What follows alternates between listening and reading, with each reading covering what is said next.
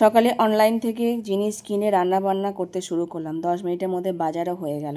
রাধে রাধে বন্ধুরা, কেমন আছো সবাই? আশা করি সবাই ভালো আছো, সুস্থ আছো। সকালবেলা থেকে আজকে ব্লগটা শুরু করছি। কিছু জিনিসপত্র আনার ছিল, তো ব্লিঙ্কিট থেকে 10 মিনিটের মধ্যে চলে এসেছে। তো গৌকে বললাম দরজা খুলে জিনিসগুলো নিয়ে নিতে। তো চলো তোমাদের দেখাই কি নিয়ে এসছে।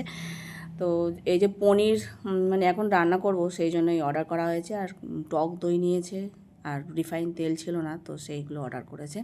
আর একটা কান্ট্রি ডিলাইট অর্ডার করেছে। দেখবো প্রথমবার ইউজ করে, এটা কাউ মিল্ক বলে। তো দেখবো প্রথমবার এই দুধটা কেমন হয়। তাই দুধটা জাল দিয়ে দিলাম। জাল দিয়ে দেখলাম ওপরে সেই একটু মানে বাটার বাটার তেল তেল ভাসছে, আর গরুর দুধের গন্ধ আছে। যখন প্রসাদ পেয়েছিলাম দেখেছি। যাই হোক, একটু পাতলা দুধটা, আমরা যেমন আমুল দুধ যেই কাউ মিল্কটা গ্রহণ করি, তো সেটার মতো অতটা গাঢ় নয়। তো যাই হোক, জাল দেওয়ার পর তারপর হাঁড়িতে জল বসিয়ে দিয়েছি, আর চাল ধুয়ে নিলাম, সেটাও দিয়ে দিয়েছি। ফুলকপি বানিয়ে ওর ওপর দিয়ে দিলাম, ভাপানো হবে, মানে একটু গরম জলে দেওয়া। আর এদিকে পনিরটাকে বানিয়ে নিয়েছি। পনিরটা খুব সুন্দর, পনিরটা খুব ভালো লেগেছে, নরম হয়েছে, নরম তুলতুলে। তো সেটাকে ভেজে নিলাম। আলু ফুলকপি পনিরের রসা হবে। অনলাইন থেকে বাজার করেই এবার রান্নাবান্না শুরু করেছি। সবজি আছে, কিন্তু কী দিয়ে রান্না করবো তাই জন্য পনির অর্ডার করা হয়েছিল। আর জানো তো 10 মিনিটের মধ্যে চলে আসে, সেই জন্য আলুটা সেদ্ধ করে ভেজে রেখেছিলাম বলে ওটাকে আর মশলা দিয়ে করছি না, কারণ আরও নরম হয়ে গেছে। শুধু ফুলকপিটা ভেজেছিলাম বলে তার মধ্যে মিক্সারে মশলা করে ভেজে তারপর ওর মধ্যে দিয়ে দিলাম। আবার বেশি গলে যাবে বলে আবার ফুলকপিগুলো ভাজতে ভাজতে আবার তুলে দিয়েছি। মশলার মধ্যে জল ঢেলে দিয়েছিলাম, তো যাই হোক, আবার মানে সেদ্ধ বেশি সময় লাগবে না। এমনিতে ফুলকপি বেশি গলে গেলে ভালো লাগে না, তাই তুলে নিয়েছিলাম। মশলাটা ভাজা হয়ে পর জল দেওয়ার পর ফুটে গেছিলো, তারপর সব কিছু দিয়ে আর একটু গরম মশলা বেটে সাঁতলে নিয়েছিলাম।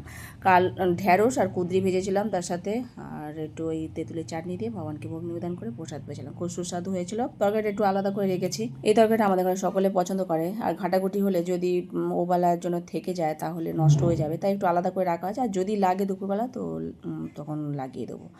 আর জয়িতা সকালবেলা স্কুল চলে গেছে, আর গগো ঘরে আছে।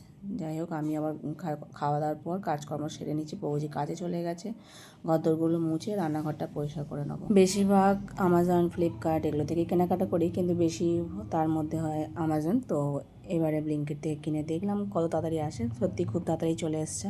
তো ঘর মুছে কাজকর্ম সেরে স্নান করে নেবো। আজ একটু মাথায় শ্যাম্পু করার আছে। তারপর রান্নাঘরটা পরিষ্কার করে নিয়ে দুপুরে প্রসাদ পাবো প্রভুজি আসলে। তরকারিটা আবার দুপুরবেলা লেগেই গেছিলো। যাই হোক, তাই বিকেলবেলা আবার পাস্তা করছি ভেজিটেবল দিয়ে। তাড়াতাড়ি করার জন্য এই আলু আর ক্যাপসিকাম দিয়েই করছি। আর ফুলকপি ছিল, কিন্তু ফুলকপি আর বানানোর ইচ্ছা নেই, তো চটপট রান্না হয়ে যাবে। তাই পাস্তাটা সেদ্ধ করে আলু আর ক্যাপসিকাম ভেজে আর তারপর পাস্তাটা দিয়ে দিয়েছিলাম। একটু গুঁড়ো মশলা দিয়েছিলাম, জিরে ধনে শুকনো লঙ্কা একসাথে গুঁড়ো করে রেখেছি, সেই দিয়েছিলাম। আর একটুখানি সয়া সস বা একটুখানি ভিনিগার দিলে আরও বেশি ভালো হয়, সেই দিয়ে আর ভগবানকে সস দিয়ে ভোগ নিবেদন করেছিলাম। এই রাতের মহাপ্রসাদ। আর ওই দুধ একটু গরম করে ভগবানকে দিয়েছিলাম। তো যাই হোক, সব কিছু মিলিয়ে প্রসাদ খুব সুস্বাদু হয়েছিল। আর বললাম না, দুধটা একটু পাতলা, আর ওপরে একটু ঘি ঘি ধরনের ভাসছে, বা বাটার বলতে পারো। তো আজকের মতো ভিডিও এখানে শেষ করছি। সকালে ভালো থেকে, হরে কৃষ্ণ।